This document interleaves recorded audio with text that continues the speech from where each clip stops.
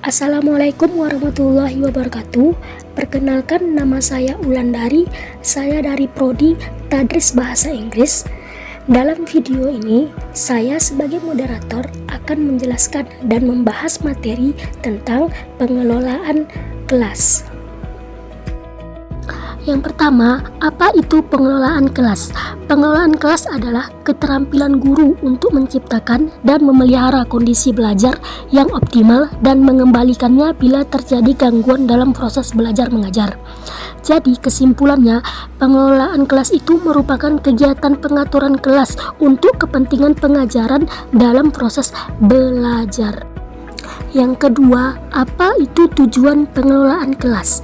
Tujuan pengelolaan kelas adalah sebagai penyedia fasilitas baik bagi lingkungan, sosial, emosional, maupun intelektual dalam kelas, sehingga pembelajaran dapat dilakukan secara maksimal, juga terciptanya suasana yang kondusif, efektif, dan efisien.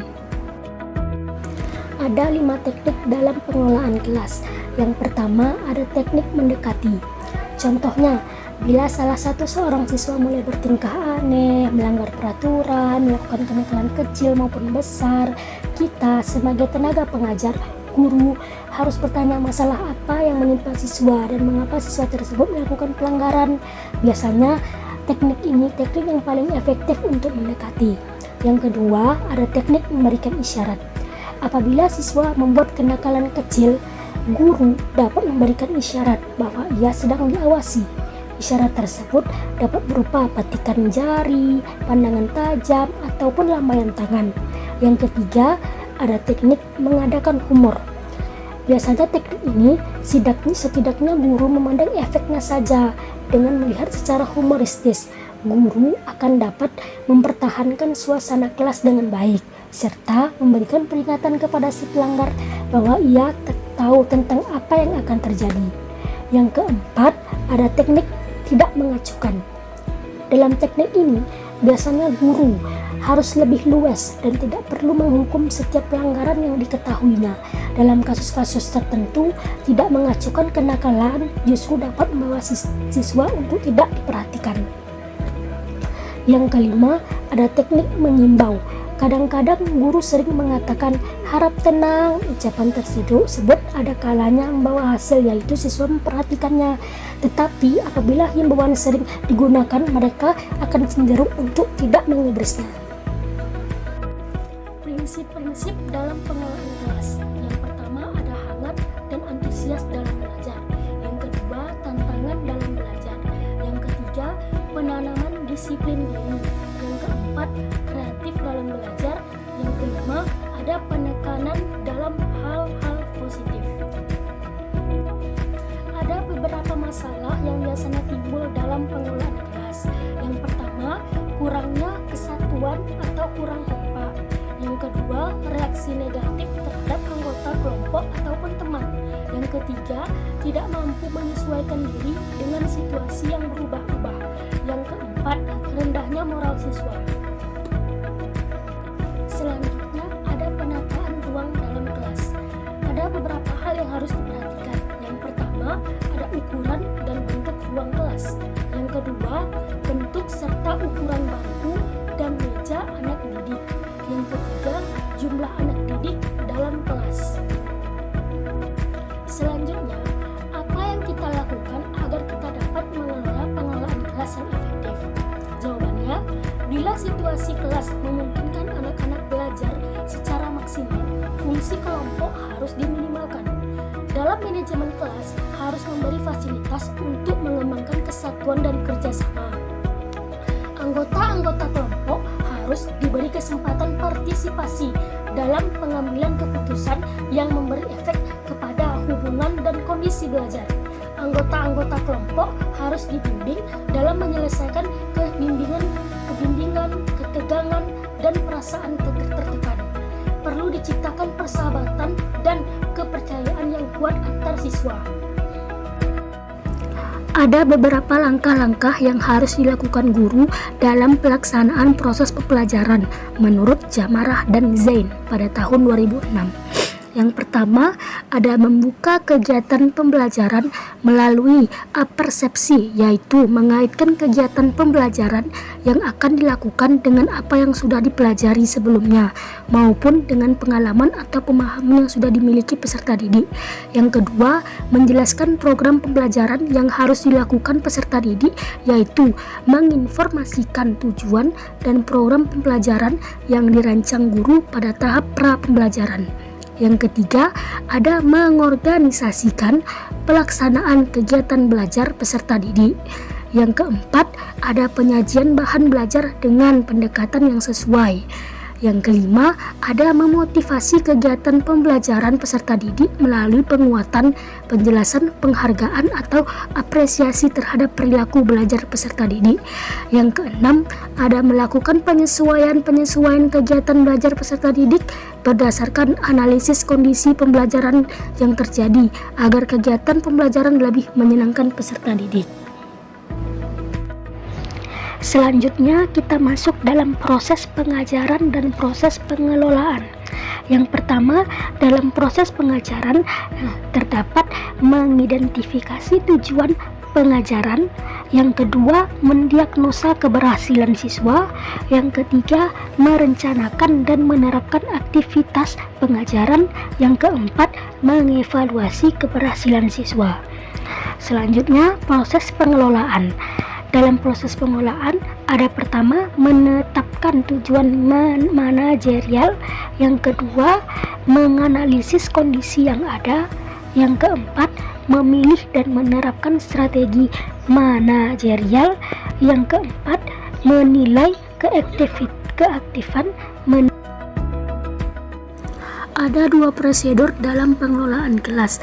Yang pertama, ada prosedur preventif yang biasa disebut dengan pencegahan, merupakan mencegah suatu tindakan sebelum adanya penyimpangan khususnya dalam kelas agar tidak mengganggu proses belajar mengajar. Yang kedua, ada prosedur kuratif, yaitu biasanya disebut dengan penyembuhan, merupakan tindakan tingkah laku yang menyimpang yang sudah terlanjur terjadi agar penyimpangan tersebut tidak berlarut-larut dan mengembalikannya dalam kondisi yang menguntungkan bagi kelangsungan proses belajar. Pengelolaan kelas yang dinamis. Adapun pengelolaan kelas yang dinamis dapat dilakukan oleh guru. Yang pertama, berbagai jenis kelas. Ada 4 jenis kelas yang dapat kita amati, yaitu jenis kelas yang selalu gaduh, jenis kelas yang termasuk gaduh tetapi suasananya lebih positif, jenis kelas yang tenang dan disiplin, dan jenis kelas yang menggelinding dengan sendirinya. Yang kedua, ada belajar bersama dengan kelompok. Yang ketiga, ada mengadakan analisis sosial. Yang keempat, mengaktifkan papan tulis. Yang kelima, mengaktifkan tempat duduk siswa. Yang keenam, mengembangkan pemetaan bahan. Yang ketujuh, mengembangkan kemampuan bertanya. Yang kedelapan, memanfaatkan perpustakaan sekolah. Yang kesembilan, mengatasi masalah disiplin. Ada komponen penting dalam pengelolaan kelas antara guru dan siswa. Guru dalam menjalankan fungsinya tidak hanya bertindak sebagai penyampai materi pembelajaran, tetapi juga dapat berfungsi selaku pengelola atau manajer kelas. Yang kedua, guru mengembangkan pengertian dan keterampilan dalam melihat kelancaran penyajian dan langkah-langkah pengajaran secara tepat dan baik. Yang ketiga, memberi respon secara efektif terhadap tingkah laku siswa yang menimbulkan gangguan kecil serta memahami strategi yang digunakan dengan masalah tingkah laku siswa yang berbeda. Keempat, menyadari akan kebutuhan siswa dan mengembangkan kompetensinya. Sedangkan siswa ditempatkan tidak hanya sebagai objek yang menjadi sasaran, tetapi juga dapat diposisikan sebagai subjek yang dinamis dan ikut terlibat dalam proses pembelajaran dan kegiatan pengelolaan kelas. Yang kedua, siswa mendorong pengembangan tanggung jawab individu terhadap tingkah laku dan mengendalikan diri. Yang ketiga, memberikan tingkah laku sesuai dengan tata tertib dan menyadari bahwa teguran sayang bukan kemarahan. Yang keempat, menimbulkan rasa berkewajiban, melibatkan diri dalam tugas, serta bertingkah laku yang wajar sesuai dengan ragam dan aktivitas kelas. Dalam mengelola kelas, perlu diketahui bahwa guru dengan fungsi dan jabatan masing-masing akan berbeda pula tugas dan tanggung jawabnya dalam mengelola kelas. Guru kelas atau wali kelas lebih banyak memiliki kewenangan dalam mengatur kelasnya, mulai dari kegiatan administrasi, operasional, dan desain ruang pembelajaran. Sementara bagi guru mata pelajaran, mereka hanya melakukan kegiatan pembelajaran. Namun demikian bukan berarti pengelolaan kelas yang dilakukan guru mata pelajaran tidak menjadi efektif. Justru guru mata pembelajaran dapat mengelola kelas dengan leluasa di saat jam atau jadwal pembelajaran di kelas guru tersebut. Selanjutnya kita masuk ke dalam ruang lingkup pengelolaan kelas. Menurut Supriyanto, ruang lingkup pengelolaan kelas dapat diklasifikasikan menjadi dua, yaitu yang bersifat fisik dan non-fisik.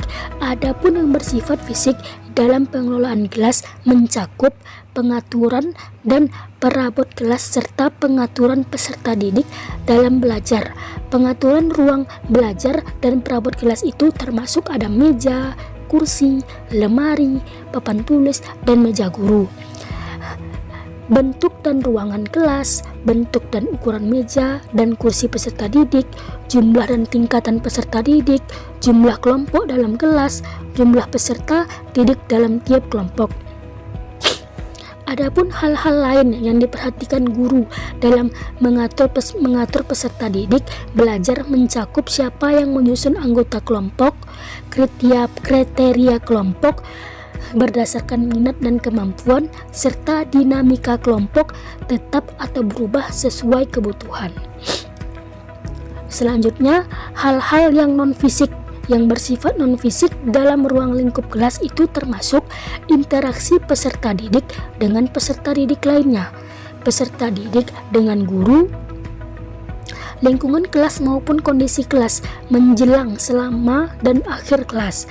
Atas dasar itulah hal-hal yang perlu diperhatikan dalam mengelola kelas adalah aspek psikologis, sosial, dan hubungan interpersonal menjadi sangat dominan.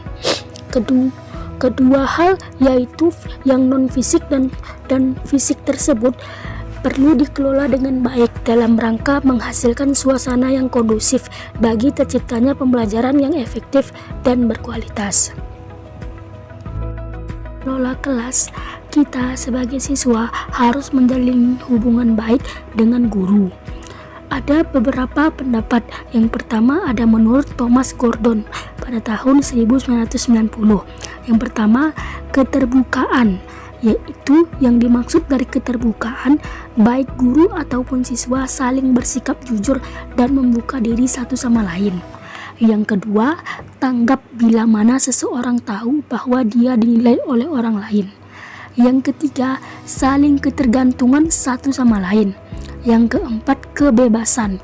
Maksudnya, memperoleh setiap orang tumbuh dan mengembangkan keunikannya, kreativitasnya, dan kepribadiannya. Kelima, saling memenuhi kebutuhan, sehingga tidak ada kebutuhan satu orang pun yang tidak Selanjutnya kita masuk ke dalam kelebihan dan kekurangan dalam mengelola kelas. Setiap keterampilan pasti ada kelebihan dan kekurangannya. Kelebihan ini akan muncul jika seorang guru mampu membawa suasana terampil dalam mengelola kelas. Sedangkan kekurangan pengelolaan kelas akan muncul di saat guru merasa kewalahan bila belum memahami langkah dalam mengelola kelas. Yang pertama, kekurangannya. Yang pertama, susah diterapkan. Biasanya hanya diterapkan pada tingkat SMP ke atas. Perlu menjaga wibawa dan cara bergaul guru, senantiasa fokus pada kelas dan segala permasalahannya. Sedangkan kelebihannya sangat efektif dalam pembelajaran. Yang kedua, siswa mampu dan sangat nyaman bila ini sukses dilakukan. Yang ketiga, menjadi pembelajaran yang nyaman. Yang keempat, siswa menjadi cepat setiap pembelajaran yang ada. Yang kelima, guru menjadi enak dalam